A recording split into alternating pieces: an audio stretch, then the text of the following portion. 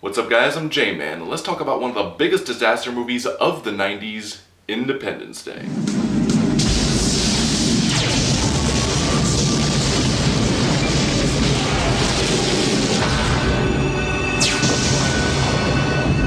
The film became a huge box office success and even went on to win the Academy Award for Best Visual Effects.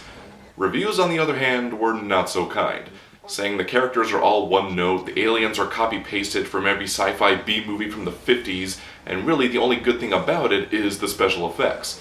And sadly, even today, there are people who say the same things. So let's discuss why, in my opinion, this movie is definitely underestimated for how great it is.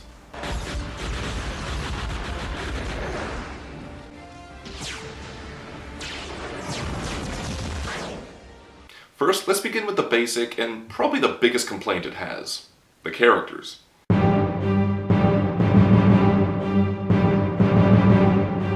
They could be described as every archetype in the book, even for their time.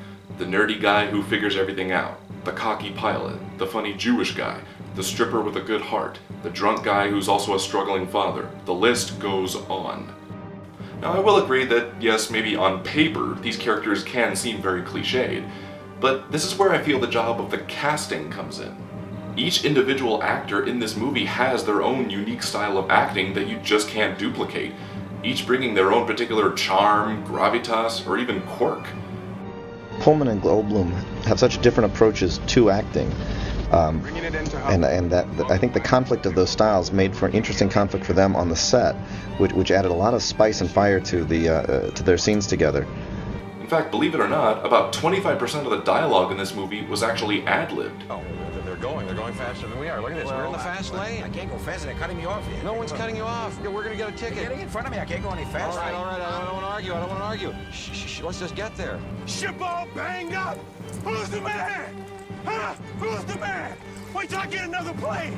I ain't heard no fat lady! Forget the fat lady, you're obsessed with the fat lady. Drive us out of here.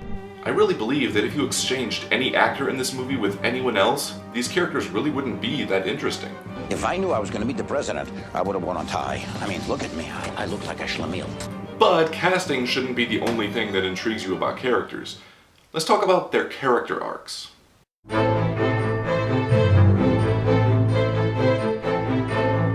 Each character in this movie has something about them that gets resolved. Some may argue that they eventually get what they want in the end anyway, despite some inconvenient obstacles, and they never actually change throughout the film. Me? I would have to disagree. First, let's look at Captain Steven Hiller. His conflict is that he wants to marry Jasmine, but he also wants to join NASA so he can fly in a shuttle and go into space. Unfortunately, though, he can't have both. Hey, you're never gonna get to fly the space shuttle if you marry a stripper. Eventually, after almost losing her, he learns that you never know what'll happen in the future, and sometimes you shouldn't wait to take something you really want, which is why he practically jumps at the opportunity to go into space with the spacecraft. With your permission, General, I'd like the opportunity to try. How about David Levinson? You may think that since he can't let go of his ex-wife that he wants her back. I'm only saying it's been, what, 4 years? You still wearing wedding band? 3 years. All right, 3, 4, you're divorced. Come on, move on. This is not healthy. The problem with this is that he's not actively pining for her, so that can't be it, although it is clear that he still cares for her. His conflict is that he's basically a Will Hunting, but without the attitude, meaning that he's a brilliant guy, but he refuses to act on it. He doesn't live up to his full potential and instead settles for what's good enough. Yeah, so tell me something. You're so smart. How come you spent 8 years in MIT to become a cable repairman? All I did was stumble into their signal. I don't know how helpful I can be. David, you could have done anything that you wanted. Research, development. Oh, honey, I was happy where I was. But by the end, he comes up with a brilliant scheme to defeat the aliens, and he realizes maybe he should do more with himself. How about Russell Case? What he really wants is to get back at the aliens for kidnapping him all those years ago, and because of it, he's not a good father with his kids, including his stepson Miguel. Just who in the hell has to beg for money to buy him medicine when you screw up, huh? Who? But by the end, he realizes that his kids are more important to him than anything, which is why he chooses to sacrifice himself to destroy the ship. He's not doing it for himself or even for the planet, he's doing it for his kids. Even though, yes, when he delivers his last corny line, Hello, boys! I'm It is basically him giving them the big middle finger, but the moment where he actually decides to do it is when he looks at the picture and says, Do me a favor. Tell my children I love them very much. President Whitmore.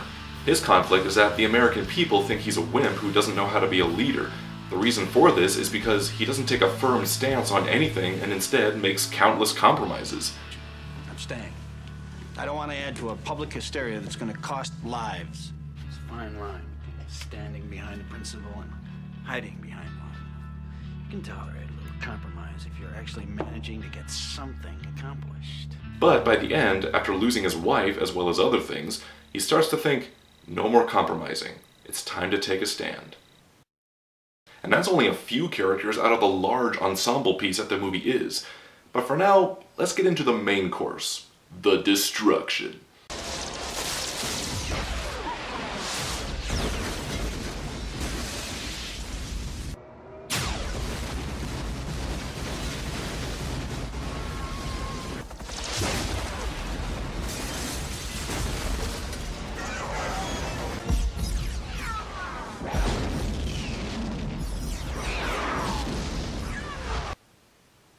I just love watching it every time. But think about it, as awesome as it may be to watch, what does it all actually represent, if anything? Let's get into symbolism.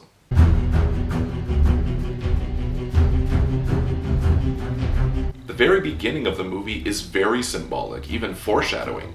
We see the American flag, the plaque, and even the footsteps in the moon sand, which many consider to be accomplishments even of themselves. As the sand starts to quake, the footprints start to fade. This actually shows that everything humanity has accomplished is about to be wiped away. Even the shot of Earth obscured by the alien mothership is symbolic for obvious reasons as well. During the destruction, the aliens are not just destroying famous buildings or landmarks, they're destroying what they represent, including the White House, considered to be the most famous shot in the movie. One thing many people don't seem to notice is all the biblical symbolism, particularly the plagues of Egypt. Fire raining down from the sky, the way they fly in this shot like a swarm of locusts.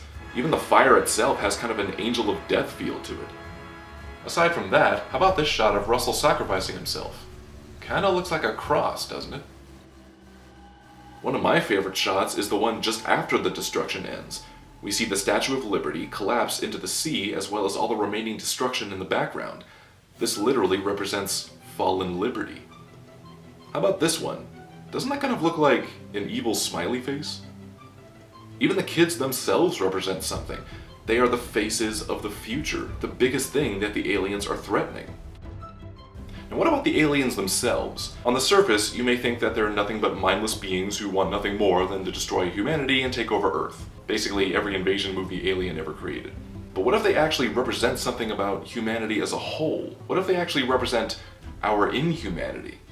As soon as they arrive, casting shadows over Earth like the Plague of Darkness, people start acting in a panic, all clamoring to escape, looting and pillaging.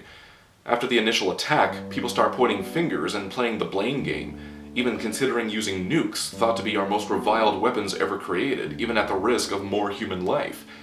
Even their invasion formation is very symbolic of the Third Reich. What if all this is to say that our own inhumanity will get us all killed? The aliens may have attacked us, but we're the ones that allowed ourselves to die. For some, they were already dead, but many of which could have been prevented. And the only way to fight it is to band together as one race of people and fight for our right to live. Once you consider all this, it kind of makes the president's speech all the more inspiring. Mankind, that word should have new meaning for all of us today. We can't be consumed by our petty differences anymore. We will be united in our common interest. I may be overanalyzing it, but hey, food for thought. Now, one complaint the film has gotten that I really want to address is, why do the aliens use their main weapon first? Why not just save it for the big climax? After all, isn't a movie supposed to rise in tension until the final battle? Well, there actually is a good reason for this. Story-wise, they use their main weapon first because it shows us what they are fully capable of, and the scale of the force that they bring, showing exactly what mankind has to go up against. From then on, it becomes a war movie from humanity's perspective as they try to figure out how to beat them. So by the end, when they prepare their main weapon, we know exactly the stakes of what's about to happen, and the clock starts to tick a little faster for our heroes to defeat them. And remember, just because it's their main weapon, it's still not their only weapon. They're also capable of air battles, their impenetrable shields, and individually they can take out an entire room full of people with their mind control and long tentacles. Another complaint the film has gotten is that it steals a lot from other sci-fi movies. Personally, I don't really look at it as stealing, but rather paying respects to those other movies, including Close Encounters of the Third Kind. That's what I call a close encounter. The Day the Earth Stood Still. 2001: A Space Odyssey. Good morning, Dave. War of the Worlds. I gave it a cold. I gave it a virus. And even Star Wars. And of course, we can't forget Jurassic Park either. Go faster. Must go faster. Must go faster. Go, go, go, go, go, go, go. And you know what? This is just to name a few. So at this point, you probably think that I'm gushing about this movie, that just because it has a deeper meaning, that doesn't make it a good movie. Well, unfortunately, there's no such thing as a perfect movie. I agree, there's some massive conveniences, it is very simplistic in nature, and at the end of the day, the destruction and special effects are definitely the most memorable thing about it. However, my belief is that just because you can't enjoy something as much, that doesn't necessarily mean that you can't appreciate it. On the surface, it might just be another corny, fun disaster flick. But once you consider everything else that it has to offer and acknowledge the kind of attention to detail it might have, it might just change your overall perspective of the film. And that's what I try to teach above all, to have a different perspective other than your own. To stay open-minded and not just dismiss it as cheap or poorly made, especially after only one viewing. So those are my thoughts on one of the best disaster movies ever made, in my opinion. Now what do you think? What's your favorite disaster movie? And what do you think of ID4?